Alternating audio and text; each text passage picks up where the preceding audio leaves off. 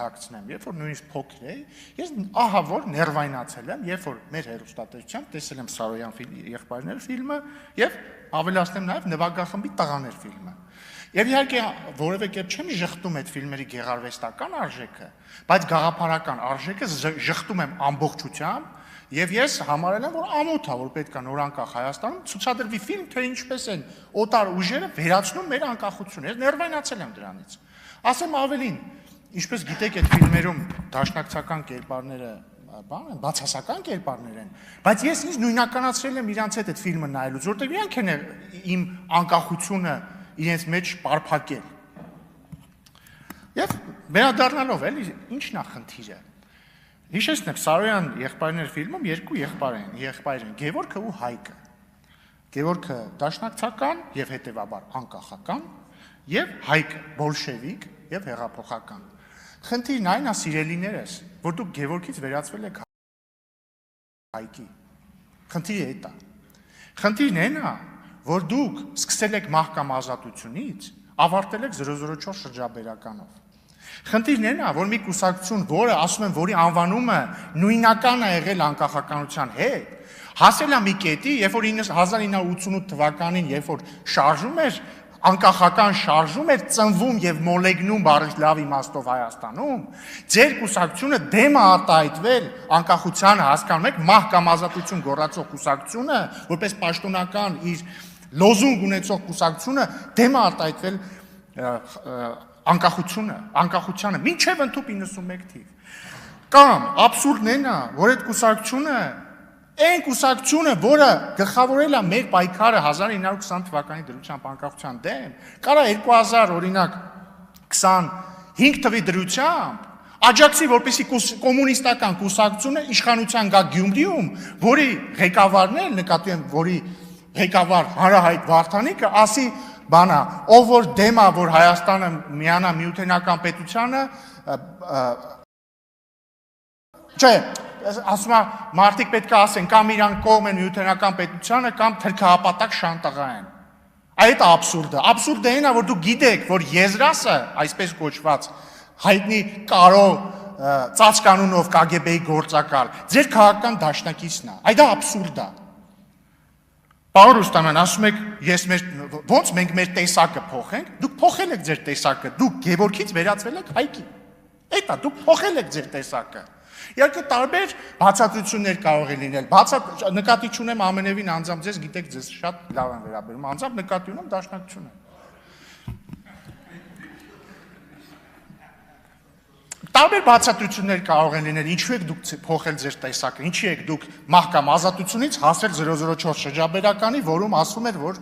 բանը, մեկ-մեկ դե պետք է էլի բան անել։ Հիշեցնեմ, ի՞նչ է գրած 004 շրջաբերական, ասում է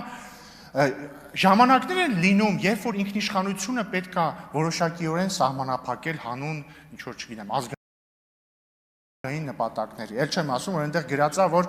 հավանական այն սցենարում, երբ որ Ռուսաստանը Ղարաբաղը կորոշի ուղիղ ենթակայության տակ դնել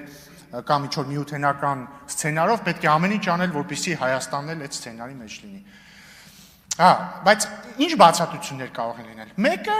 ասում եմ, մի անգամ եմ ասել, պատմական Ստոկհոլմյան սինդրոմն է։ Քանի որ 1920 թվականին Դաշնակցության իշխանության օրոք Հայաստանը կորցրել է իր անկախությունը, քանի որ բոլշևիկ մի կողմից հայ-թուրքական պատերազմներ մոլեգնում, մյուս կողմից բոլշևիկները մտան Հայաստան եւ վերացրեցին Հայաստանի անկախությունը, կարող է դուք այնքան մեղք եք զգում դրա համար, որ մտածում եք, լավ, ուրեմն պետք է սուսուփուս մնալ, չփորձել պաշտպանել անկախությունը, բալքի մի բան ստացվի։ Ես հուսով եմ այդ բացատրությունն է, որտեղ դա գոնե ինչ ասեմ, դա գոնե բացատրություն է, որը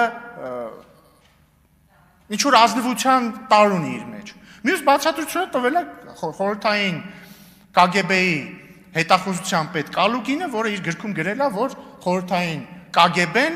ուղղակի հավաքագրել է այն ժամանակվա դաշնակցության ղեկավարությանը եւ արդյունքում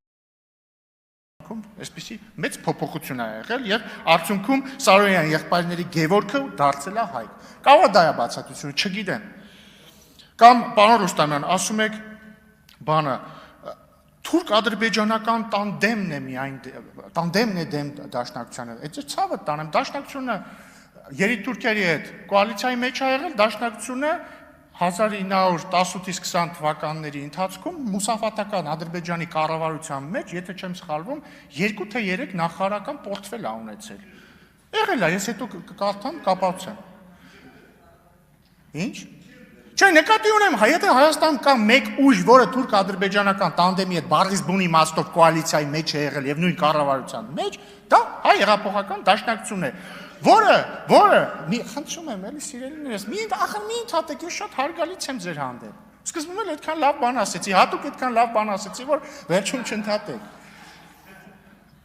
Եվ վերադառնալով, էլի, ինչ եմ ես ամեն ինչ ասում, որովհետև ես համաձայն եմ Հակոբ Մովսեսի հետ, որ դաշնակցությունը պիտի փոխի իր գաղափարախոսությունը, բայց ոչ թե այն իմաստով, ոչ թե փոխի ձեր 135-ամյա գաղափարախոսությունը, այլ վերադառնա իր ակունքներին, որովհետև դուք ձեր ակունքներին դավաճանել եք սիրելիներս, դուք մահկամ ազատությունից դարձել եք 004 շրջաբերական գրող կուսակցություն, դուք մահկամ ազատություն գոռացողներից դարձել եք չէ, ինչ անկախություն, դա վտանգավոր է, դուք մահկամ ազատություն գոչողներից դարձել եք KGB գործակալ պաշտպանողի, դուք մահկամ ազատություն գոռացողից դարձել եք Գյումրիում կոմունիստական կուսակցության հետ կոալիցվողի, վերհիշեք ձեր արմատները, սիրելիներս։ Հիմա ինչ վերաբերում է Հակոբ Մովսեսին, արդեն դե ֆիքսեցինք դժվար չի գուշակելը, որ ես 100%-ով համաձայն եմ իր արտահայտած մտքերի հետ, բայց միևնույն ժամանակ ես կարծում եմ, պարոն Հակոբյան, ամեն դեպքում ինքնին այս քննարկման փաստը վկայում է այն մասին, որ մեր հարգարժան դաշնակցական գործընկերները համենայն դեպս համարել են, որ ձեր որոշ արտահայտություններ քաղաքական քննադատություն են պարունակում առ իրենց այսօր։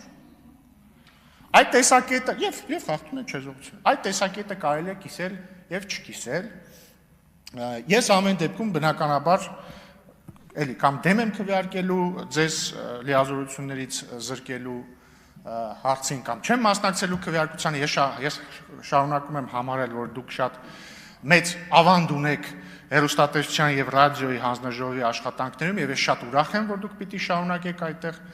ձեր աշխատանքը, բայց կարծում եմ համենայն դեպս պետք է հաշվի առնել, ինչպես ասվեց մի քանի անգամ, եւ չտալ մեր հարգարժան դաշնակցությանը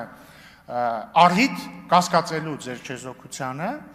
եւ գուցե այսպես նաեւ մենք դրթենք, որպեսզի մեր հարգարժան դաշնակցական գործընկերները վերջապես վերադառնան իրենց ակունքներին։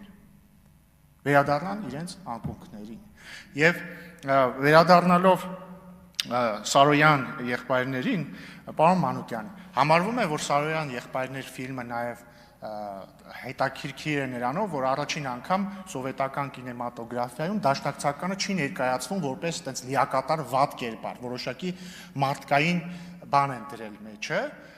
բայց կներեք, դրա համար ինձ չի որ մենք պետք է շնորհակալ լինենք սովետական